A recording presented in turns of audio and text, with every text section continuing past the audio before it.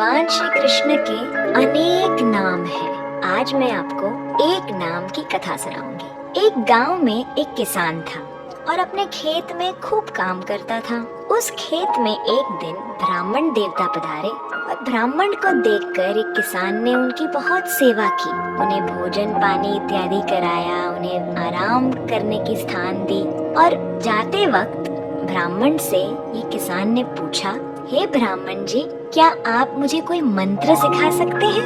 तो ब्राह्मण ने कहा जी, और एक बहुत ही लंबा चौड़ा संस्कृत मंत्र सुनाया। अब ये साधारण सा किसान कहता है, मुझे ये मंत्र नहीं याद होगा, मैं नहीं कह पाऊंगा, बड़ा कठिन मंत्र है ये, कुछ सरल बताइए। तो साधु जी एक और मंत्र सुनाते हैं, वो भी बड़ा ही कॉम्प्लिकेटेड था, टंग ट्विस्टर की तरह, जो बोल ही नहीं पा रहा था किसान। कहता है ये भी बड़ा कठिन है, मुझसे ये मंत्र नहीं बोला जाएगा, कुछ बहुत सिंपल बता दीजिए ना जो मैं कर पाऊं। तो साधु बहुत ही very kindly he gives him, आप ये एक नाम भगवान श्री कृष्ण का रटते जाइए। क्या है वो नाम? कृष्ण चंद्र। तो किसान को कह रहा है, बोलो कृष्ण चंद्र, कृष्ण चंद्र। अब जैसे तैसे ये बेचारा किसान कोशिश कर रहा है और कह रहा है कृष्ण चंद्र, कृष्ण चंद्र, अलग अलग तरीके से कोशिश कर रहा है, बड़ी मुश्किल से कह पा रहा है एक शब्द जो भगवान श्री कृष्ण का एक नाम है।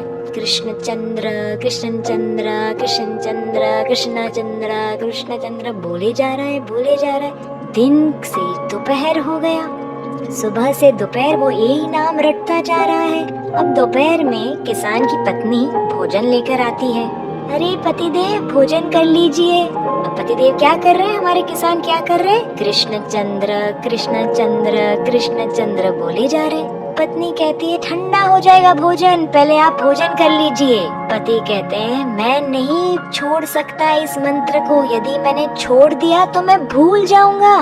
तो पत्नी कहती है okay, I have an idea, आप भोजन पा लीजिए और मंत्र मुझे बता दीजिए, क्या जप रहे हैं आप? मैं जपती रहूंगी, फिर आपका जब भोजन समाप्त हो जाएगा मैं आपको बता दूंगी क्या कहना है। तो किसान अपनी पत्नी को कहता है ठीक है बोलते रहो, कृष्ण चंद्र, कृष्ण चंद्र, कृष्ण चंद्र। पत्नी ने भी हाँ हाँ हाँ ठीक है मैं बोलती रहूंगी, और वो कहने लगी कृष्ण चंद्र, कृष्ण चंद्र। धीरे धीरे यहाँ चलती गई, वहाँ चलती गई, अरे सखी से बात करने लगी, वहाँ उस ग्वाले से बात करने लगी, अरे बीच बीच में मंत्र भी बोल रही थी। किसान अपना भोजन पा रहा है। जैसे ही भोजन समाप्त हो गया अपनी पत्नी से कहता है चलो मुझे बताओ वो क्या शब्द था जो मुझे जप करना है। तो वो कहती है अरे वो शब्द क्या था, हाँ हाँ हाँ हाँ, फिसल चंद्र, फिसल चंद्र। तो किसान साधारण स्वभाव का, अब वो कहने लग रहा है फिसल चंद्र, फिसल चंद्र, फिसल चंद्र, फिसल चंद्र, फिसल चंद्र।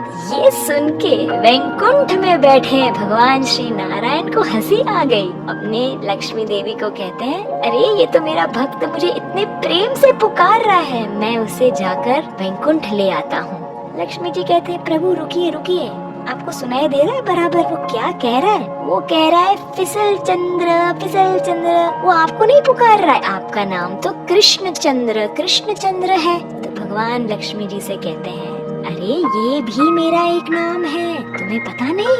लक्ष्मी जी कहते हैं नहीं। तो भगवान नारायण कहते हैं जब मैं गोकुल में था ना, छोटा सा कन्हैया कृष्णा, तब यशोदा मैया मुझे बहुत सुंदर तैयार करती थी, आभूषण पहनाती थी, सुंदर सुंदर नए वस्त्र पहनाती थी और मुझे भेजती थी ग्वालों के साथ, गैयों के साथ, और मैं दिन भर कभी गोबर में फिसल जाता, कभी यमुना के पानी में फिसल जाता, और फिर कभी तो मैं गोपियों के घर के माखन में ही फिसल जाता। दिन भर यहाँ वहाँ फिसल फिसल के जब मैं शाम को घर आता, यशोदा मैया मुझे कहती आओ मेरे फिसल चंद्र, आओ मेरे फिसल चंद्र, दिन भर कहाँ कहाँ से फिसलते हुए आ रहे हो, आओ अब थोड़ा नहा धो लो और ढंग के वस्त्र पहन लो। तो ये नारायण जी कहते हैं लक्ष्मी से कि मेरा नाम सही में फिसल चंद्र है और ये किसान मुझे ही पुकार रहा है, मुझे अब जा इसका उद्धार करके आता हूँ। इस प्रकार से